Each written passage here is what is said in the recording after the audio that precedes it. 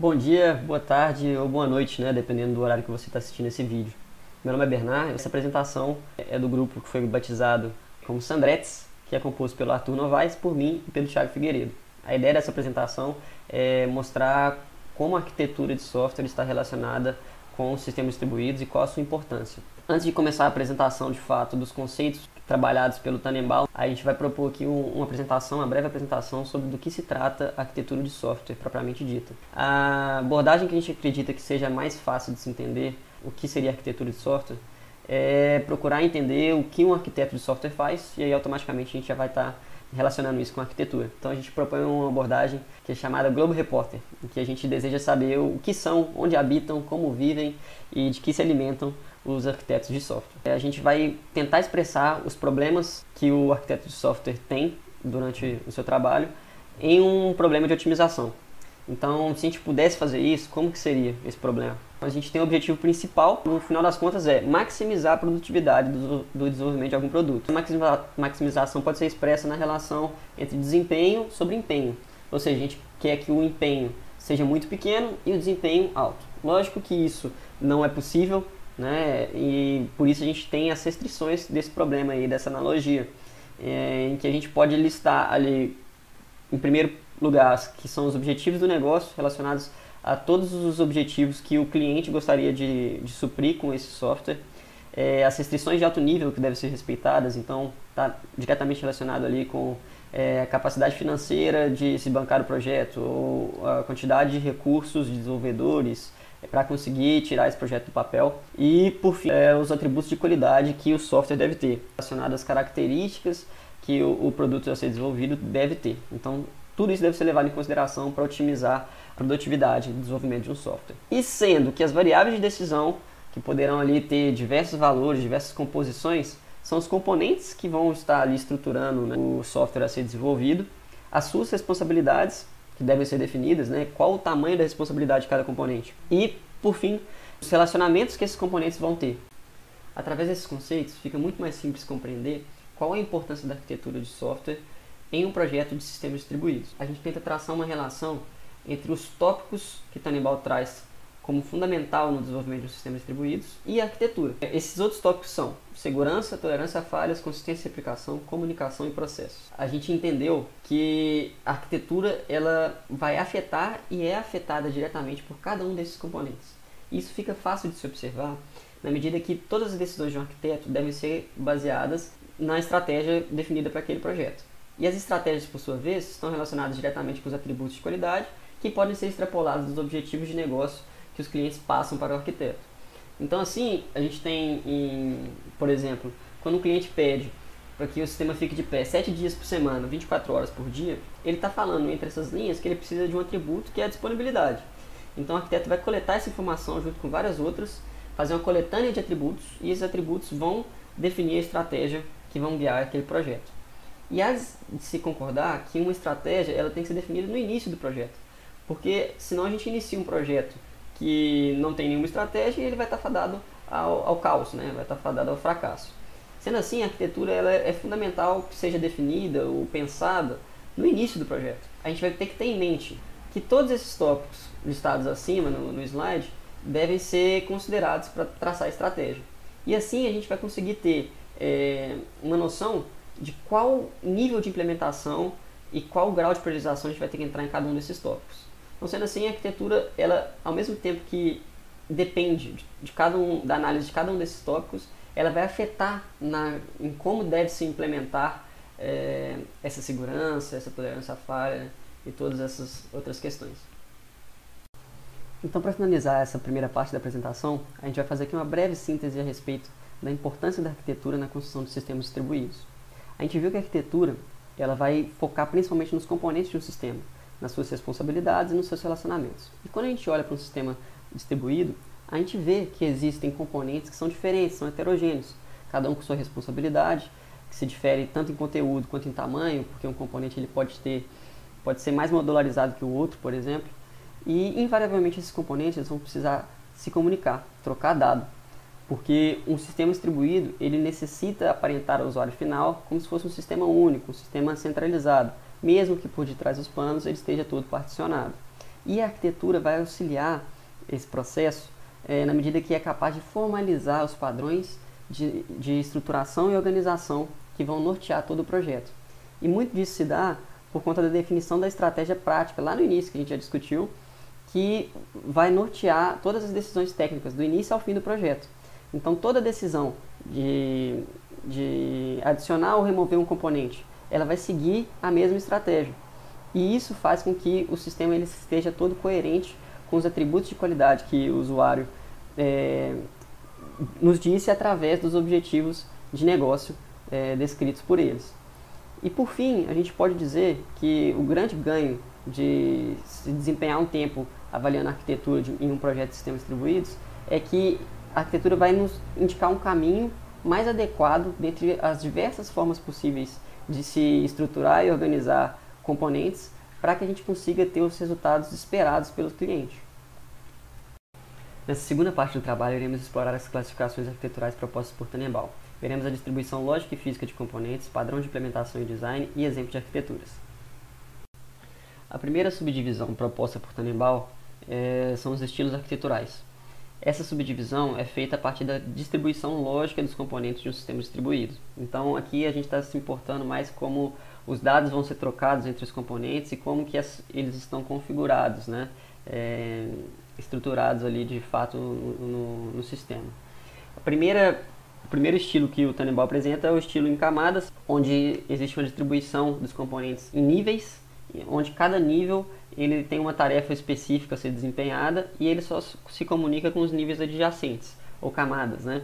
E um exemplo clássico a respeito desse estilo de arquitetura é o modelo TCP/IP e suas camadas. O outro estilo proposto por Tannenbaum é o estilo orientado a serviços e objetos.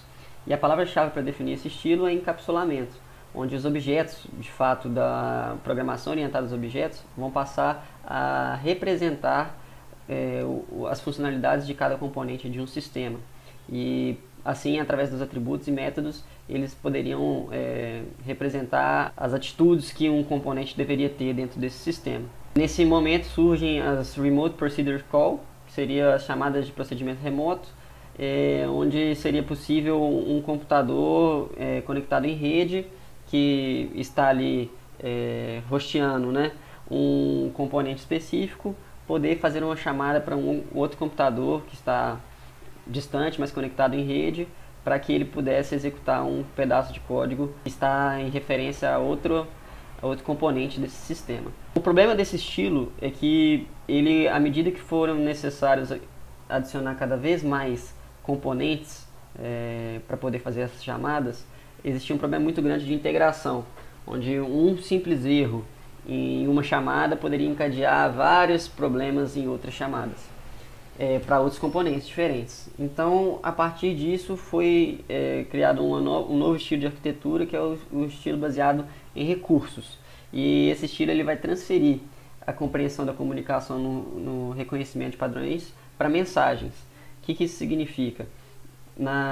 No estilo orientado a serviços, existia uma grande necessidade de definir muito bem quais dados estavam sendo transferidos para cada chamada de procedimento. Então tinha uma especificação muito sólida ali, tanto no quem está fazendo a chamada quanto quem está sendo chamado, de quais os argumentos vão ser recebidos, quais são as expectativas, né, de argumentos para o método ser chamado. E essa formalização ela se mostrou muito custosa à medida que o acoplamento foi ficando muito grande entre os componentes.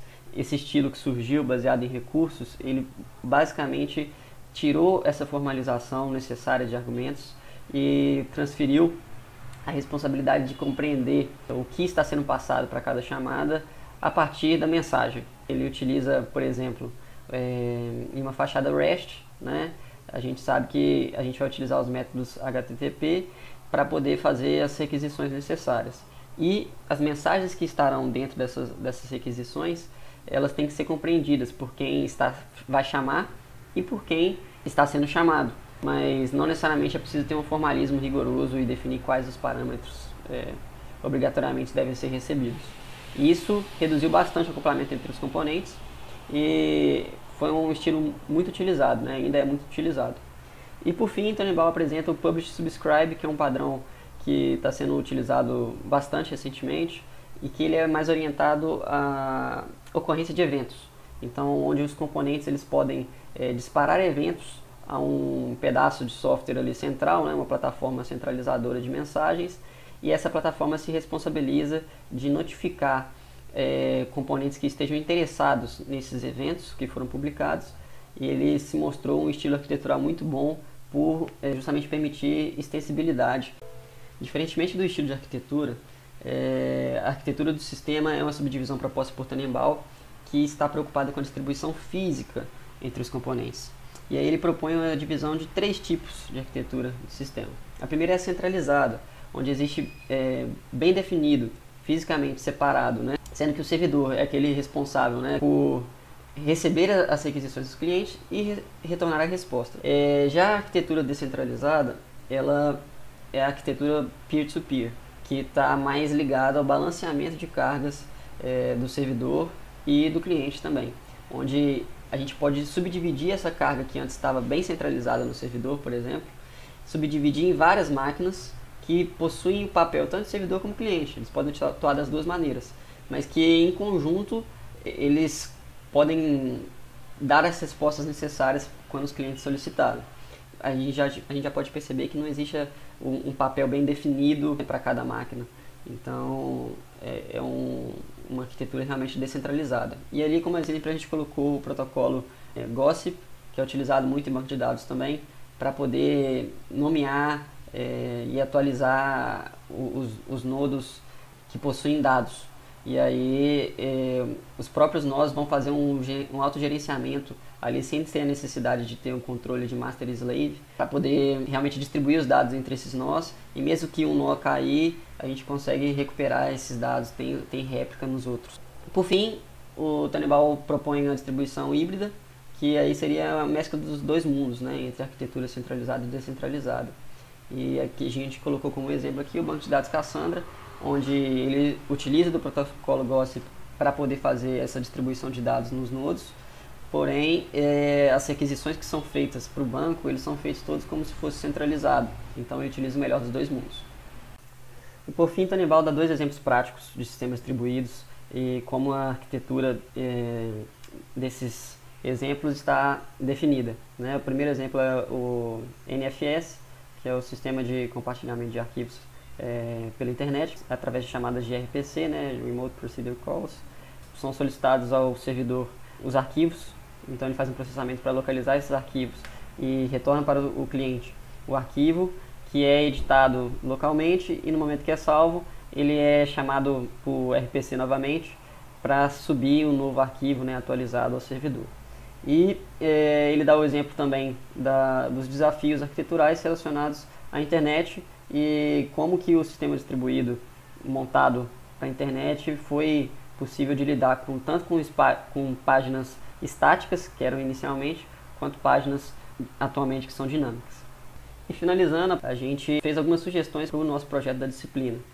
E em relação ao estilo arquitetural, a gente fez uma indicação relacionada ao Publish Subscribe, por ser uma abordagem que permite uma extensibilidade muito boa entre os componentes e vai nos dar uma liberdade de poder desenvolver sem ter a preocupação de termos todos os componentes necessários desde o início. E já em relação à distribuição física, né, dos componentes, a abordagem híbrida vai dar uma flexibilidade maior para o nosso desenvolvimento, porque a gente pode utilizar banco de dados que utilizam de fato protocolos que são descentralizados, mas ao mesmo tempo a gente vai fazer requisições que estão diretamente linkadas a um servidor. E em relação à organização dos middlewares, a gente acredita que para conseguir fazer uma comunicação bacana entre os processos, né, entre as aplicações, a gente vai utilizar um padrão de organização de interceptors, que seriam chamadas, né, entre os componentes, e aí pode ser aplicadas métodos de comunicação diferentes, pode ser RPC, gRPC, pode ser chamada REST, né? E a gente também acredita que é importante frisar que seria interessante a gente ter uma organização de modifiable, para que a gente não tivesse, a cada lançamento de novas versões de componentes, a gente tivesse quedas do serviço, e já pensando em intolerância a falhas, de ter um sistema que ele seja realmente resiliente quando se precisa fazer mudanças de componentes em ambiente de produção. Então é esse nosso trabalho.